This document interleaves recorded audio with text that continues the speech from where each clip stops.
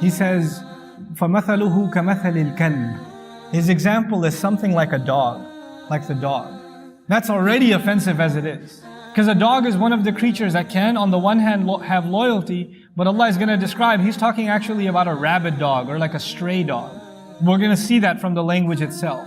Now, this dog that Allah describes, and in the Quran, you get other examples of people and they're compared to animals. Like the Israelites who didn't do right by their book, they were compared to mules. كَمَثَلِ الْحِمَارِ يَحْمِلُ أَسْفَارًا. They were compared to mules. But this person, even worse, they're being compared to the dog.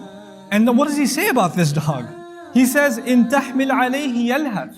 If you were to put something on this dog, if you were to burden this dog with something, tie this dog to a load and he has to drag the load, the dog is made to do work of some kind, carry something, يَلْهَث. He's going to start panting, imtidadul lisan, ma'a shiddat al-tanaffus, they say. Yalhath means breathing heavy and sticking your tongue out, literally panting. That's what the dog does. When an animal sticks its tongue out and it's panting heavy, it actually means that it's exhausted. So Allah says, very specific language. He says if you put a load on it, it's going to start panting. وَإِن تَتْرُكْهُ. And if you were to leave it alone, يَلْهَث. It'll start panting, it'll keep panting anyway. It'll stick its tongue out and drool anyway. What in the world does that mean?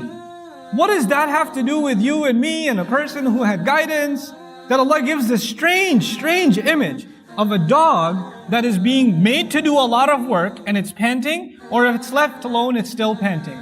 The idea of lahath, of panting, is actually a kind of disturbance.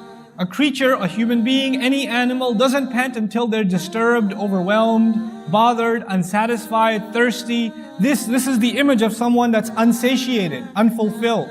And so our ulama commented exhaustively on this. The use of the word hamal, to load onto it, to put a responsibility on it, is used in the Quran for revelation. This person becomes like a dog. When they hear about the religion now, they start getting bothered. Like, this is a religious person.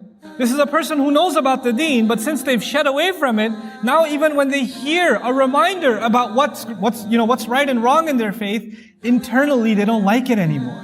They're bothered by it. They're disturbed. They can't even find peace in prayer, in the gatherings of Muslims, in learning. They can't. And so they want to get away from this company and they want to slither away to some dark company, some bad environment. But when they go there, of course, they're still disturbed. They were hoping they could leave this place and find peace somewhere else. They don't find peace. Others have said this has to do with their unsatiated thirst. Like when they become worldly, then Allah Azza wa Jal makes their thirst for the world unending. Shaitan got behind them, they allowed shaitan to get behind them, and now basically shaitan makes them want to consume and consume and consume, even if there's no more to consume. What in the world does that mean? It actually means a person who's, for example, they get obsessed with money. They get obsessed with desire, with lust. They get obsessed with food. They get obsessed with stuff. They're thinking about food when they're hungry. They're thinking about food when they're not hungry. That's all they can think about. They're throwing up from lunch and they're worried about where am I going to have dinner. You know, they get obsessed with stuff. They're buried under debt and they're thinking about what can I buy from my credit card now? What more can I get?